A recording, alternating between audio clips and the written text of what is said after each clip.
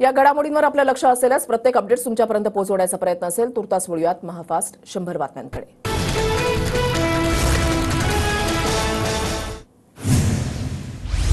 नरेंद्र मोदी आज तिसऱ्यांदा देशाच्या पंतप्रधान पदाची शपथ घेणार. राष्ट्रपती भवनामध्ये मोदींचा संध्याकाळी 7:15 वाजता शपथविधी सोहळा.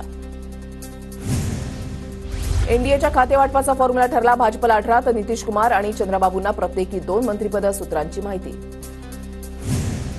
शिंदे गटाचा एक मंत्री आज मोदींसोबत शपथ घेणार. मंत्रिपद कुणाला द्यायचं याचा निर्णय मेरिटवर घेतला जाईल. मुख्यमंत्री एकनाथ शिंदेंची माहिती. अजित पवार गटाकडून केंद्रीय मंत्रिपदासाठी प्रफुल्ल पटेलांच्या नावावर शिक्कामोर्तब. प्रफुल्ल पटेल आज मोदींसोबत शपथ घेणार.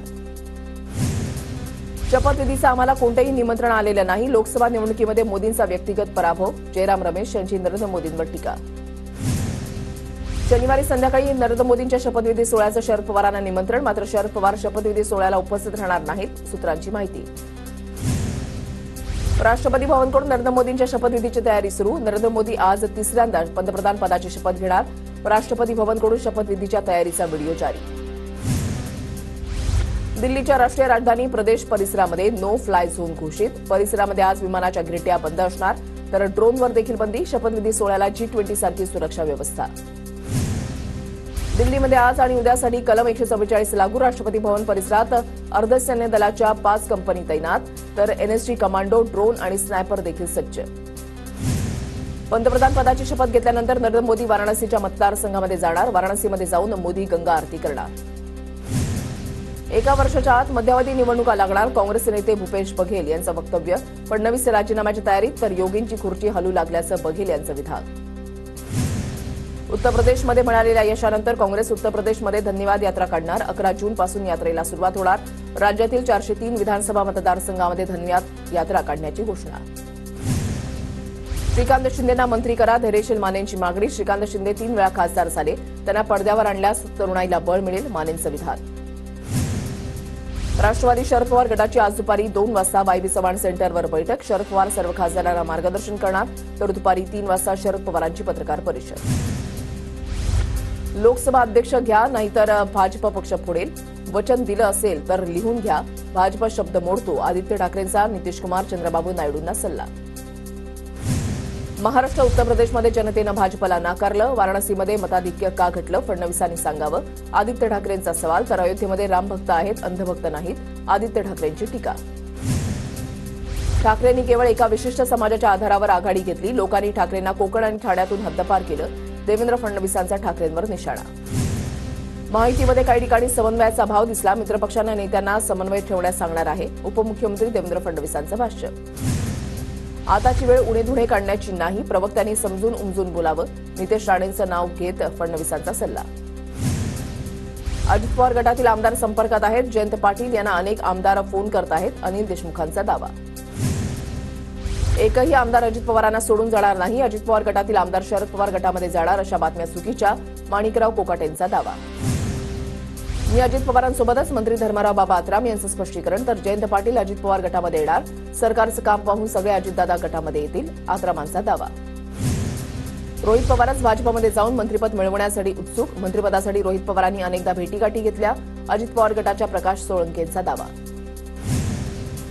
भाजपची हार ही शिंदे गटातील काहींना आनंद देणारी. शिंदे गटाच्या खासदारांच्या मंत्रिपदासाठी लॉब्या. सचिन अहिरांची प्रतिक्रिया. विरोधकांनी नाव सांगावं आणि 25,000 घेऊन जावं, तर इंडिया आघाडीचं सरकार येणार, असाही विरोधकांचा दावा. शिंदे गटाच्या प्रकाश सुर्वेंची प्रतिक्रिया. विधानसभा निवडणुकीमध्ये 20 ते 25 उमेदवार उभे करणार. प्रहारचे आमदार बच्चू कडूंनी केलं जाहीर. पराभवाचं खापर दुसऱ्याच्या माती मारलं जात आहे. कडूंची नवनीत राणांवर टीका. विशाल पाटील मवियामध्ये आल्यानं सर्व विसरून एकत्र काम करणार. मवियाच्या जागा आल्या त्यात मोठा वाटा उद्धव ठाकरेंचा. चंद्रहार पाटलांची प्रतिक्रिया. विजय वडेट्टीवार पक्षनेते राहतील की नाही अशी शंका. विधानसभेला 200 पार जाण्याच्या दाव्यावरून प्रसाद लाड यांचा वडेट्टीवारांवर निशाणा. उद्योगपती गौतम अदानींनी घेतली शरद पवारांची भेट. शरद पवारांच्या सिल्व्हर ओक निवासस्थानी पवार अदानींमध्ये भेट. सगळे सोयरे अध्यादेशाच्या अंमलबजावणीसाठी जरांगेंचं पुन्हा उपोषण. जरांगेंच्या उपोषणाचा आज दुसरा दिवस. सगळे सोयरेवर जरांगे ठाम. किती मोठी रॅली काढली तरी तुम्हाला पाडणार. मराठा समाजाला आरक्षण दिलं नाही तर एकालाही येऊ देणार नाही. जरांगेंचा सरकारला इशारा. कोल्हापुरात हसन मुश्रीफ आणि समरजित घाटगे गटामध्ये वाद रंगला. लोकसभा पराभवावरून दोन्ही गटाच्या कार्यकर्त्यांची सोशल मीडियावर एकमेकांविरोधात पोस्ट. लातूरमध्ये काँग्रेस समर्थकांनी लावलेल्या अमित देशमुखांच्या बॅनरची चर्चा. बॅनरवर अमित देशमुखांचा भावी मुख्यमंत्री असा उल्लेख. पंकजा मुंडेंबद्दल आक्षेपार्ह विधान प्रकरणी बीडच्या शिरूर कासार शहर बंदची हाक. आक्षेपार्ह विधान करणाऱ्या व्यक्तीवर कठोर कारवाई करा, पंकजा मुंडेंच्या समर्थकांची मागणी. परभणीमध्ये पीक विमा प्रश्नावर आम आदमी पार्टी आक्रमक. परभणी असोला मार्गावर आपचा रास्ता रोको. पीक विमा तत्काळ देण्याची आंदोलकांची मागणी. जळगावच्या चाळीसगावमधील एपीएमसीच्या सभापती निवडीसाठी 11 जूनला बैठक. सभापती कपिल पाटलांनी राजीनामा दिल्यानं नवीन सभापती निवडण्यात येणार.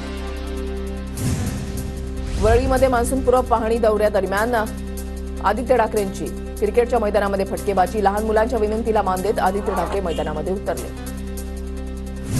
मुंबईमध्ये मध्य आणि पश्चिम रेल्वेवर आज मेगा ब्लॉक. सीएसएमटी ते विद्याविहार अप आणि डाऊन धीमा मार्गावरील लोकल जलद मार्गावर वळली जाणार.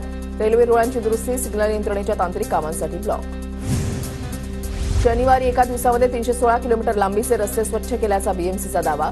1220 कामगार आणि 171 यंत्रांच्या साह्यानं स्वच्छता मोहीम राबवली.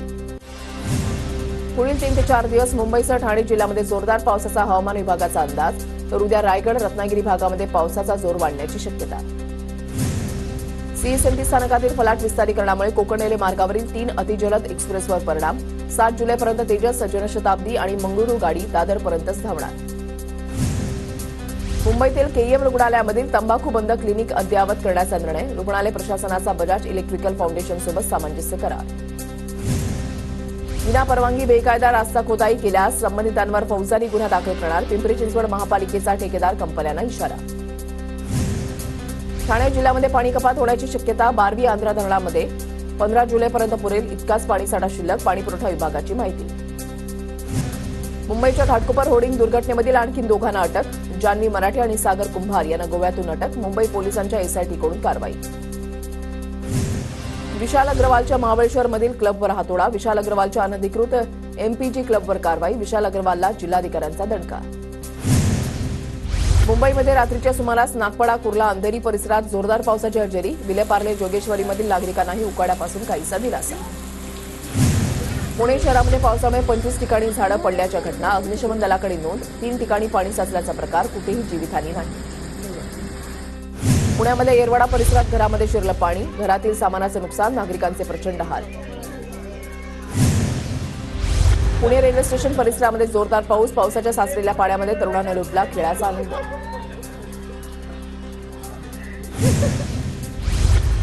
पुण्यात मुसळधार पाऊस. नागरिकांनी काळजी घ्यावी. अजित पवारांचं ट्विटद्वारे पुणेकरांना आवाहन. पावसाला मोठा. नालेसफाई घोटाळा झाला खोटा. 50 वर्षांचा विचार करून केलेला विकास तातडीनं पाण्याखाली. पुण्यात आलेल्या मुसळधार पावसानंतर धंगेकरांचं ट्विट. पुण्यात अनेक भागामध्ये मान्सूनपूर्व पावसाची हजेरी. अचानक आलेल्या पावसामुळे पुणेकरांची तारांबळ.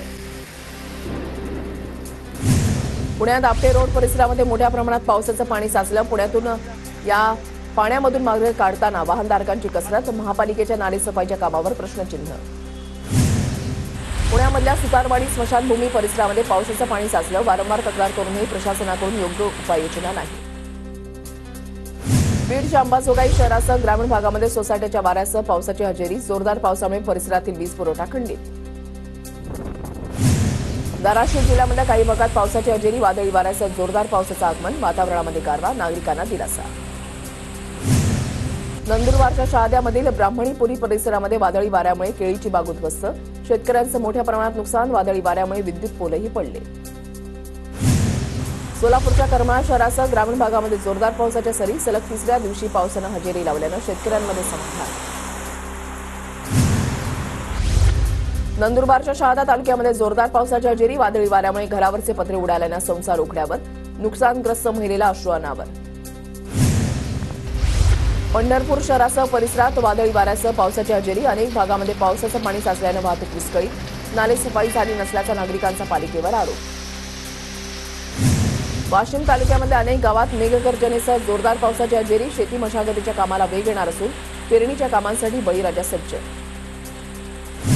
मुंबई गोवा महामार्गावर संगमेश्वरमधील धामणी इथे महामार्ग खचण्याची भीती. संरक्षक भिंतीचं काम अर्धवट स्थितीत. रस्ता खचल्यास महामार्गावरची वाहतूक बंद होण्याची भीती. रत्नागिरी जिल्ह्यामध्ये मुसळधार पावसाच्या हजेरी. जिल्ह्यामध्ये पुढील 5 दिवस जोरदार पावसाचा अंदाज. हवामान खात्याचा इशारा. गोंदिया जिल्ह्यामधल्या काही भागामध्ये पावसाचं आगमन. पावसाच्या हजेरीमुळे शेतकऱ्यांमध्ये आनंद, मात्र अद्यापही जोरदार पावसाची प्रतीक्षा. सिंधुदुर्ग जिल्ह्यामध्ये अनेक ठिकाणी पावसाच्या हजेरी. पावसामुळे वातावरणामध्ये गारवा, नागरिकांना काहीसा दिलासा.